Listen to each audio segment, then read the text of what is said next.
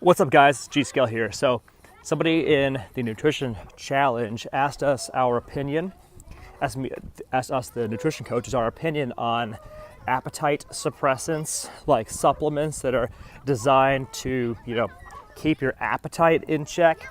And, conceptually, I have nothing against the idea of appetite suppressants. If a person has a legitimate problem with overeating, not just eating poor quality or low quality or no quality foods. So the problem is that you actually do struggle with eating too much.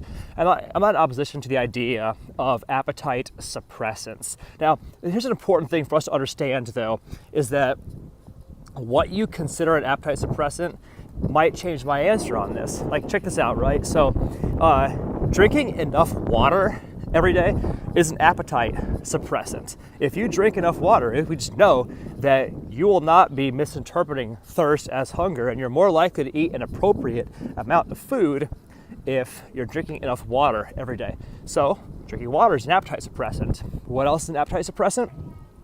Getting enough sleep at night is also an appetite suppressant, because this is scientifically documented. This is data and fact. This is not my opinion. For most people, being sleep deprived or underslept directly leads to overconsumption patterns and poor food choices. This is not my opinion. This is medical fact, well established. And actually, that part right there about people's eating patterns being sabotaged in general by poor sleeping or being sleep deprived, that can actually go both directions. Like for your ectomorphs, people that tend to be underweight or who tend to not eat enough food, then not getting enough sleep at night can actually magnify that quality.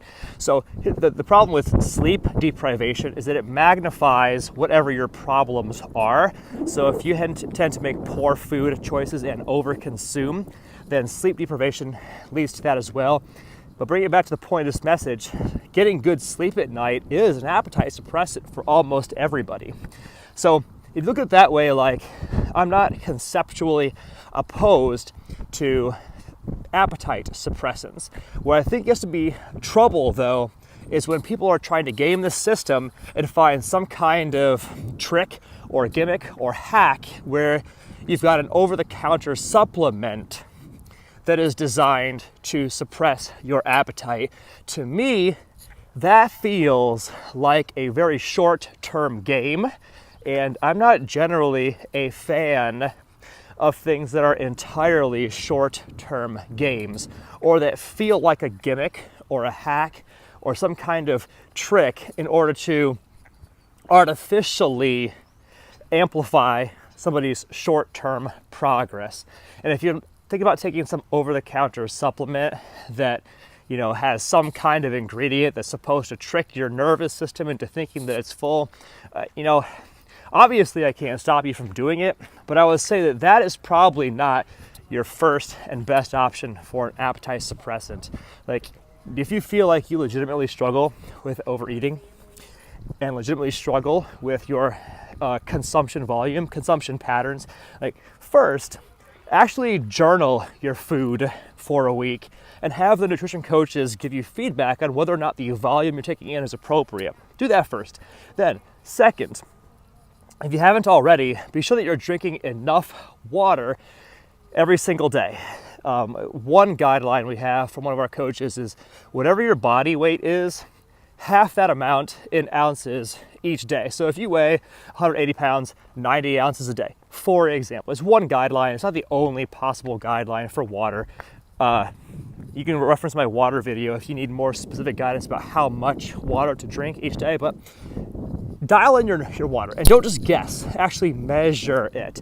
Know for a fact that you're getting enough water and see if that by itself doesn't address the need to, quote, suppress appetite. If that by itself is not enough, then be sure you're getting enough sleep at night and do that. And if getting enough sleep at night addresses the problem, awesome. You don't have to do anything else.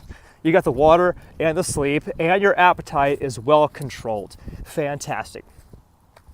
Also, as a corollary to my first thought about doing regular food journaling is that everybody's consumption patterns will be screwy if they have poor quality, low quality, no quality, or just like highly processed stuff in their diet, because your body will recognize it is not nourished. So if you're eating crap foods, processed foods, highly like sugary stuff, like you're going to be getting hungry way too fast and way too often because your body isn't getting nourished. And so your body is crying out for the nutrients, the minerals, the vitamins that it needs. And if you're not eating healthy foods to begin with, it's a lot easier to overconsume because your body isn't going to feel full quickly enough. This is a common thing in our nutrition challenges, is that we recognize more often than not, people struggle to eat enough to hit their calorie goals because really healthy foods, we always start by getting folks in the habit of filling themselves, getting to satiation with really healthy foods, the right foods, avoiding the inflammatory and processed stuff. We saw people there. Chances are, if you are actually having the vegetable you need, the dietary fat you need, the protein you need, all of those things are so enriching and satiating the body that you're gonna get full way before your calorie goal of the day. And as such, you will not even have a remote, there'll be no chance of needing an appetite suppressant because eating the right foods is an appetite suppressant all of itself. Hopefully all this makes sense to you guys. It's such a beautiful day out here and I wanted to go outside and enjoy it while I was filming this video for you. So this is an answer to a question people had in the nutrition challenge. If you have questions about nutrition and you want to get some direct guidance, join our challenge and we'll talk to you guys soon.